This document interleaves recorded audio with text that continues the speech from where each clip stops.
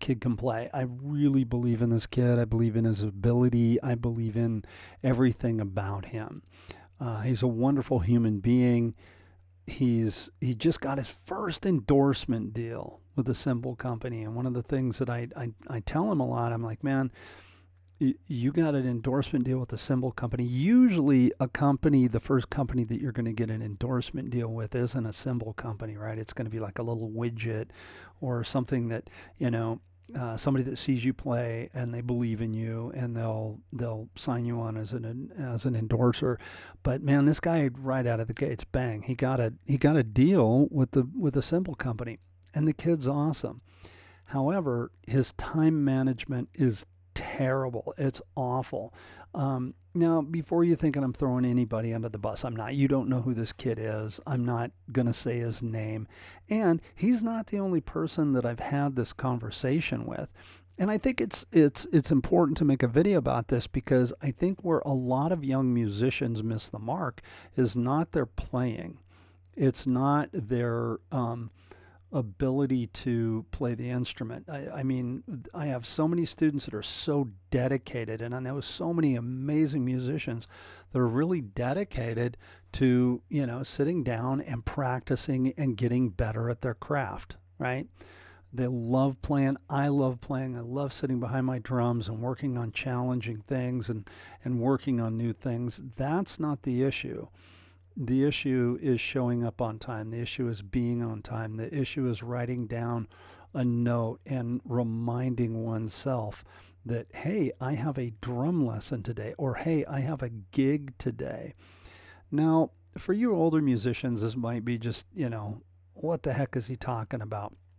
But to young musicians, it's kind of a thing. Okay. Now, let me give you an example.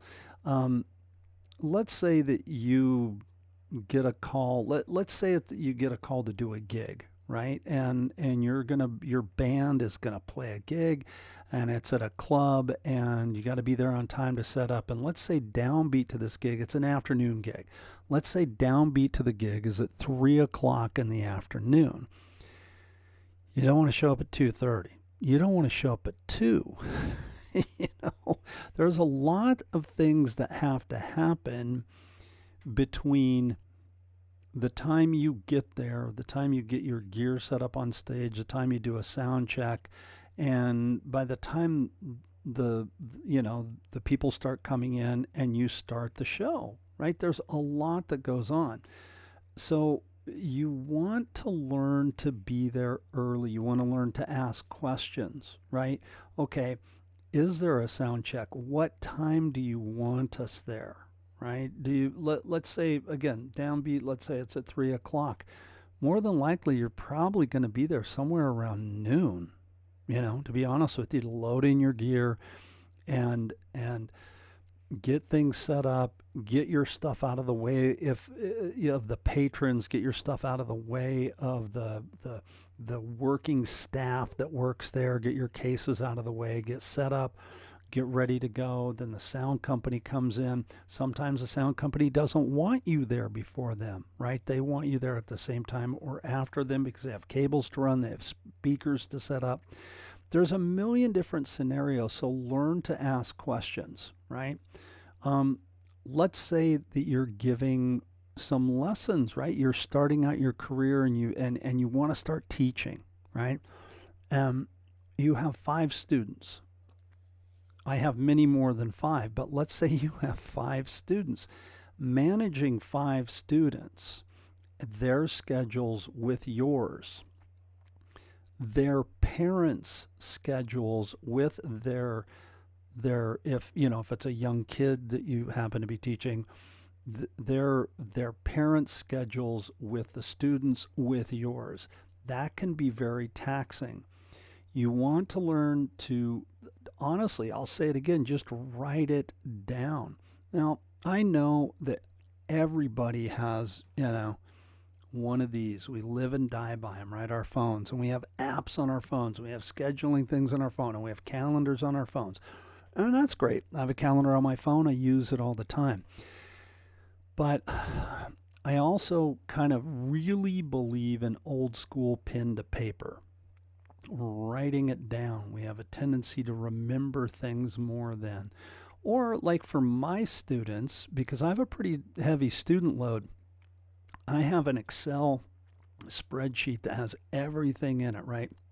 Has my student name, the day of the week, their time slots, has if it's a young kid and I deal with their parents, has the parent's name, the parent's phone number, their tuition fee, the date in which they paid. It's very detailed, right? The devil's in the details. If you don't pay attention to those details, right, you're going to be out of luck. Let's say you're a young musician and you get a call to do a recording session, right? Even if it's at somebody's house, because most people, a lot of recording studios now are in people's homes, right? You got this room right here is a recording studio, right? So you're going over to somebody's house to set up to do a recording session. And the session is, again, I'm just picking a number out of the air. It's at 3 o'clock in the afternoon. And you don't write it down. And then 3 o'clock in the afternoon rolls around and you're not there.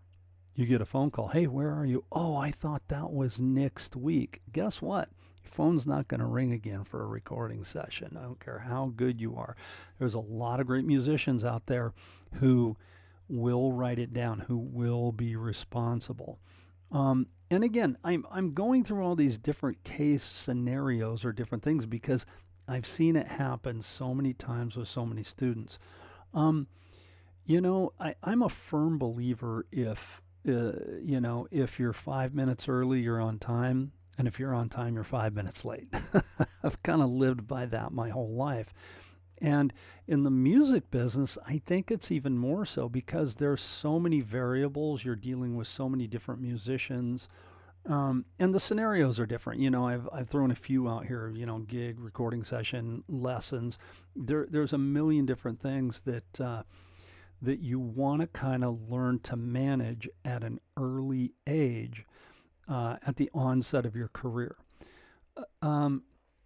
This is a shameless plug. Again, everybody has apps and things that they put in their phone.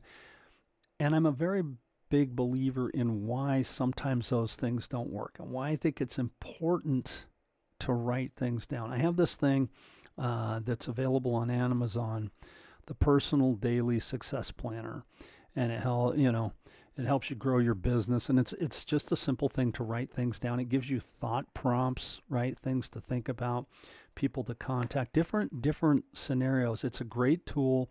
All my students that use it have had great success with it.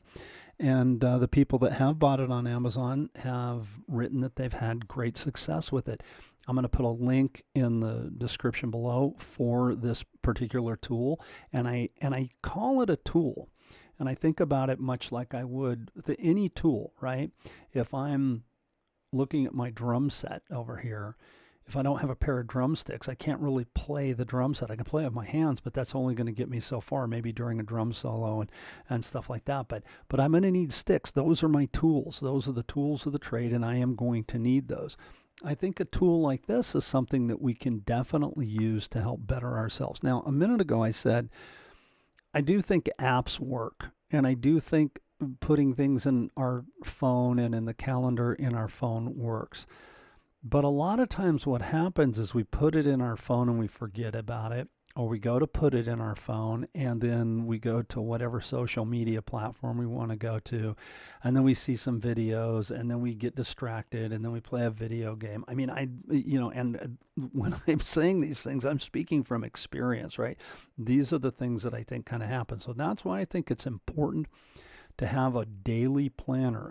And again, my personal daily success planner, it's a great tool. It's on Amazon, on Kindle. It's not expensive. It's $9. That's less than a Venti caramel floofy floofy from Buckstars. So check it out. I think it'll be a tool that you can use and a tool that will help you. Responsibility in this business is everything. I say this all the time. There's a certain point where it's taken for granted that you can play your instrument. You're going to get the gig. You're going to get recognized because you can play your instrument, right? That's why you are going to be employed. but keeping the employment, keeping the phone ringing, whether it be for recording sessions, for gigs, for drum students, whatever, it's about being responsible. And a big part of being responsible is just showing up, right? And so think about those things. And if you are a musician and you're seasoned and you've been playing for a while, and you have something that you think would help, right? Like, hey, this is what I do to be responsible. This is what I do to keep, keep my stuff together. Man, I would love to hear about that in the comments. Another plug for my book, Drum Up Your Business. My book, Drum Up Your Business, is just about that. It's about running your life and your drumming and everything that you do as a business, seeing what you do as a business. Because remember, you are your best commodity, right? You are your best commodity. And so check out my book. It's available for hard copy on my website, bartrobley.com. If you prefer the digital version, it is available at hudsonmusic.com, and you can download it and read it. And I've had a lot of great success with it, and people have really enjoyed the book, and they've gotten a lot out of it. So check out Drum Up Your Business. I think that will help you as well. I'd love to hear your comments below on things that maybe you have that help you run your business and your life as a musician. And until next time, thanks for watching. I'll see you in the next video.